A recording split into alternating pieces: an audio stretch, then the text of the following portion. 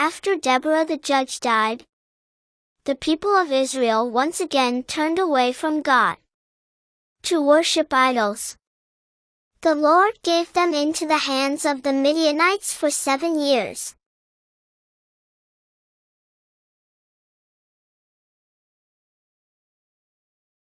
At harvest time, the Midianites would attack them and raid or destroy their crops. They would leave nothing. No food for man or animals. The people of Israel had to hide in caves and places where the Midianites could not find them. Unable to take any more oppression, the Israelites cried out to the Lord for help. A prophet gave God's reply. I brought you out of slavery in Egypt, and gave you this land, and told you not to worship false gods. But you have not listened to me. A man called Gideon was threshing wheat in a winepress. He had hidden the wheat from the Midianite raiders. An angel of the Lord appeared to him saying, The Lord is with you, mighty warrior. Gideon asked, Pardon me, my lord. If the Lord is with us, why has all this happened to us? The Lord has abandoned us and put us under the control of the Midianites. Go in the strength you have, and save Israel from the Midianites. The Lord replied, Am I not sending you? Gideon protested, But how can I save Israel?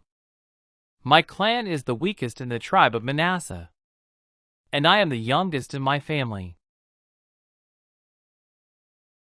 I will be with you, and you will strike down all the Midianites, leaving none alive.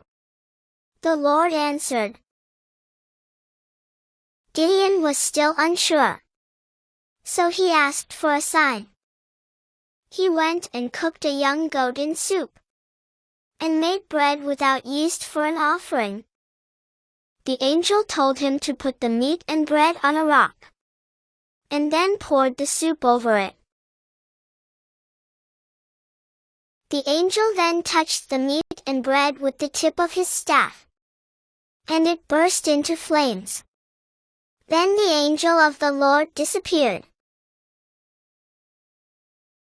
Gideon exclaimed, I'm doomed. I have seen the angel of the Lord face to face. The Lord replied, Do not be afraid. You will not die. Gideon built an altar to the Lord there, and called it, The Lord is Peace. That same night, God told him to tear down his father's altar to Baal, and the Asherah pole beside it, then to build an altar to the God in its place. Gideon obeyed, and took 10 men to help him do this.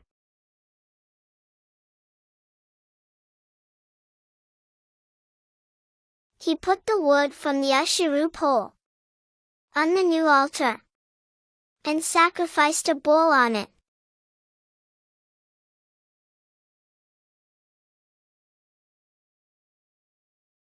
The next morning, the people of the town were furious to find the idols had been destroyed.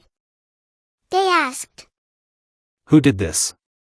When they found out it was Gideon, they went to his father's house, demanding he be brought out and killed. Gideon's father, Joash, replied, Why are you defending Baal?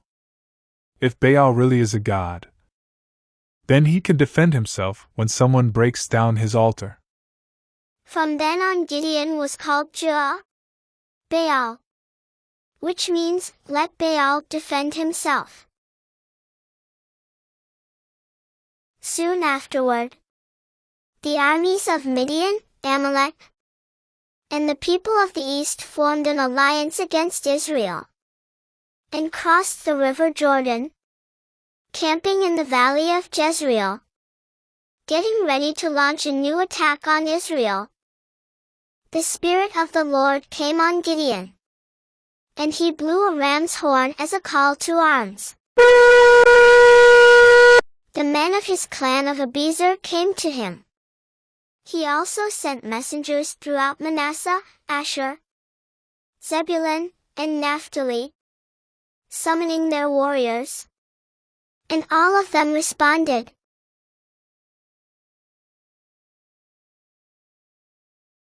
Gideon still had doubts about taking on the mighty army in the valley. So he said to God, "Prove you are going to use me to rescue Israel in this way. I will put a wool fleece on the threshing floor tonight. If the fleece is wet with dew in the morning, but the ground is dry, then I will know that you are going to help me." The next morning the ground was dry. But when Gideon squeezed the fleece, water drained out and filled a bowl. Still Gideon had doubts. "Please don't be angry with me. He begged the Lord. Let me use the fleece for one more test. This time let the fleece remain dry, while the ground around it is wet with dew."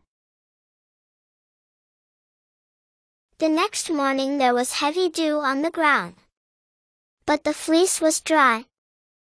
Gideon now was confident that the Lord had chosen him and his small army to deliver the Israelites from the Midianites.